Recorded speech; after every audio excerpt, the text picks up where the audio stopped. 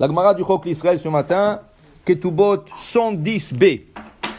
Damar Shmuel, Shinui Veset, Techilat Choli Me'aim. Shmuel était comme un docteur. Il dit, quand tu changes d'endroit, Ken, tout de suite tu le sens dans les intestins. Qui veut dire, quand tu changes d'endroit, l'air il change. L'eau échange. Il y a des endroits où l'eau est plus lourde que, par exemple, si tu vas au Mexique, Ken, ça prend plus longtemps de faire cuire l'eau. Parce que c'est les montagnes. En Israël, l'eau est plus lourde. Ken? Regarde les machines à laver. Elles sont plus petites parce qu'elles consomment moins de l'eau. Il y a tout ce changement-là, ça affecte le corps humain. Et Choli Me'aim, tout de suite, ton corps, il essaie de s'adapter et tu as un peu mal au ventre. La femme, et même si elle n'est pas dans ses règles de menstruation, elle peut avoir ses règles. Okay?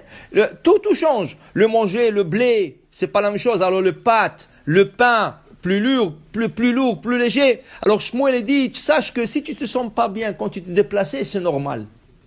C'est normal parce que ça c'est la première chose que ton corps essaie de s'adapter. Okay? Et Shmuel était un grand docteur. Okay? Shmuel était un grand docteur. Okay? Il dit ici, Katuv besefer ben Sira, kol yeme ani ra'im, vaika shabbatot yamim tovim, kedi Shmuel, damar Shmuel, shinui veset, chilat chol imaim. Le Ben Sira, je vais vous expliquer un peu qui c'est Ben Sira. Ben Sira, c'est le fils du prophète Jérémie, Yirmiyahu. Mais comment il est conçu, ce fils-là? C'est quelque chose très, aujourd'hui, ça a l'air très bizarre. Avant, les hommes, ils avaient une sémence qui était très lourde. Et en plus de ça, la sémence se gardait chaude d'elle-même pendant 72 heures. Ça veut dire, même quand elle a été dégagée, elle était encore active. Okay? Qu'est-ce qui est arrivé? Vivante. Yirmiyahu an-Navi, il est parti dans une salle de bain publique, ou dans une salle de bain, je ne sais pas, dans un hammam ou chose comme ça. Et il a pris une douche, il s'est lavé. Sur l'éponge avec quoi il se lavait, il y avait un peu de sa sémence. Qui est venu se baigner après lui? Sa fille. Quand elle s'est baignée, c'était pas seulement, c'était vivant, c'était même se pénétrer le corps. Ça lui a pénétré dans le corps. Elle est tombée enceinte de son père. Okay? Ça c'est déjà une source. Pour l'insémination de vitro. Okay? Alors, elle est tombée enceinte. Qui l'a eu? Ben Sira. Si vous faites Ben Sira, ça vous donne le gematria Yirmiyahu. Et le père savait? Oui, parce qu'il n'y avait pas de relation, Chas Veshalom entre les deux. Il n'y avait pas de relation. Mais il savait. Hein? Il savait. Oui, il savait. Il savait que c'était. Mais ce Ben Sira, il était un chacham, un génie extraordinaire. D'ailleurs, son père, Yirmiyahu an-Navi, même le philosophe grec, okay? Platon, tout cela, ils étaient fascinés par la chokhma d'Yirmiyahu. Okay? Et le fils était un chacham, il a écrit un livre même qui s'appelle Ben Sira. Il écrit là-bas des choses extraordinaires. Il dit, je vais vous dire comme ça rapidement. Pourquoi le corbeau, quand il marche, comme il danse, comme s'il ne sait pas marcher, comme s'il danse. Il dit, c'est pourquoi?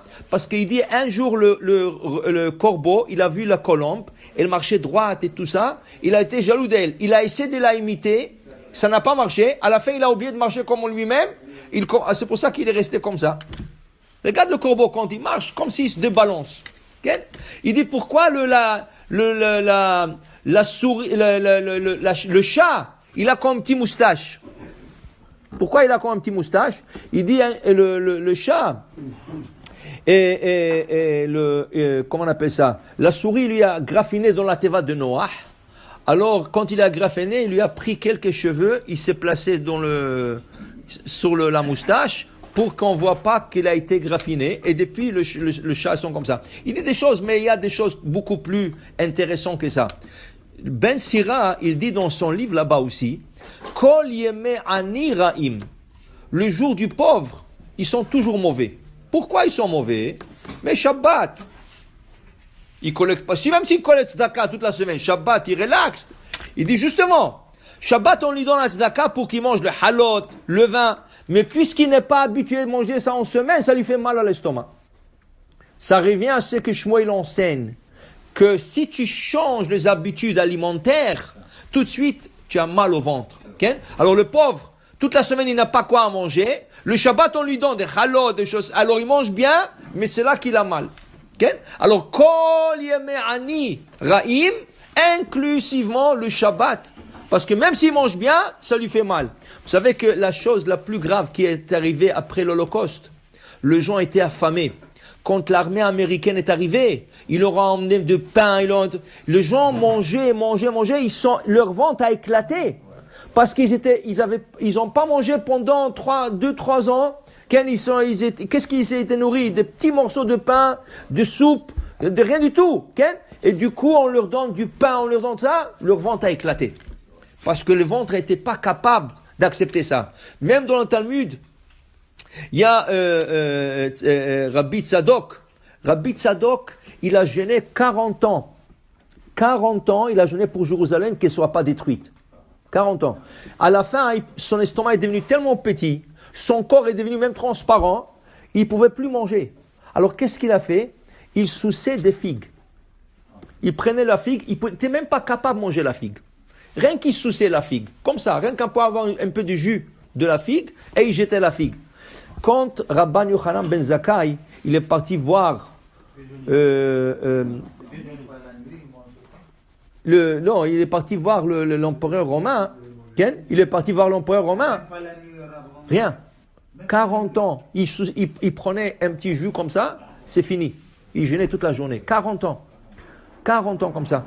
Et quand il est parti voir Rabban Yochanan ben Zakkai, il est parti voir Adrien, et il lui a dit, demande-moi une chose, pas plus que ça. Alors il lui a dit, qu'est-ce que tu veux? Il dit, écoute, donnez-moi Yavne Chachamea. Je veux sauver Yavne Chachamim, et donnez-moi un docteur pour Rabbi Tzadok. Alors il a pris des docteurs romains, et ça a pris quelques mois pour le remettre. Au début, il lui faisait des petites soupes avec de l'orge. Et après des soupes avec l'avoine, et après des soupes, pour que son corps s'habitue à manger, et puis ça a pris quelques mois pour le remettre. Okay? C'est ça? Alors voilà, il dit ici que Ben Sira, il dit que une personne doit faire attention à sa diète. Il ne faut pas être brusque. Tu manges pas, et du coup tu manges, c'est pas bon. Les gens qui font de la diète, ils font de la diète, un jour ils mangent bien, ils ont le goût, c'est fini, ils ont cassé la diète. Il faut être ordonné dans sa vie. Alors il dit ici, voilà. Après, la Gemara continue.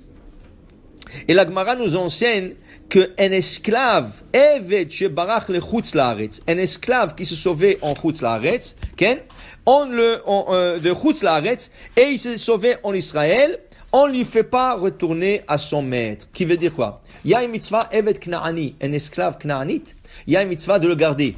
Shneimar, comme il est dit, Le'olam ba'em ta'avodu. Les esclaves Knaanites ont été maudits par leur père, leur arrière-aïeul, grand-père, c'est Noach. Il a dit à Ham, il dit, tu seras maudit, Evet Avadim, tu seras toujours esclave, tes enfants vont être esclaves et tout. Ça, c'est l'esclavage. La Torah ne croit pas dans l'esclavage. Okay? Même s'il y a un passage qui s'appelle Eved Ivri, mais ça c'est pour une autre raison. Mais la Torah comme principe, mais ceux-là ont été maudits. Mais un esclave qui se sauvait de son maître en Eretz Israël, tu ne le retournes pas à son maître. Parce que celui qui rentre en Eretz Israël, c'est comme s'il rentrait dans un abri. Alors tu ne sors pas. D'ailleurs, on a expliqué une fois déjà qu'il y a 3 raisons pourquoi tu as le droit de quitter Israël. À part ça, tu n'as pas le droit de quitter Israël. Quelles 3 raisons? Parnassa. Tu ne trouves pas la Parnassa en Israël. Et en États-Unis, je sais pas, en France, quelqu'un t'offre un bon travail, un bon poste, tu as le droit d'aller. Tu veux te marier, et quelqu'un t'a offert un shidour, il dit, regarde, aux États-Unis, j'ai un bon, au Canada, j'ai un bon kala pour toi, et il se marie avec elle, il a le droit d'aller rester. Et la 3e chose, étudier la Torah. Si tu n'arrives pas à bien étudier en Israël, il y a tellement d'yeshivot, mais c'est pas tous les yeshivot qui sont faits pour chaque personne. Mais en Chutz Laaretz, tu as trouvé un rave qui peut te bien enseigner tout ça, tu as le droit de quitter. À part ces 3 choses, tu n'as pas le droit de quitter. Alors même un esclave, la Gemara t'enseigne, même un esclave, qu'il faut le garder comme esclave et tout ça, mais s'il est sauvé en Israël, tu ne retournes pas à Chutz Laaretz, tu le laisses en Israël. Il doit rester en Israël parce qu'Israël, une fois que tu rentres, tu restes en Eretz HaKodesh. Baruch Adonai Le'olam. Amen ve Amen.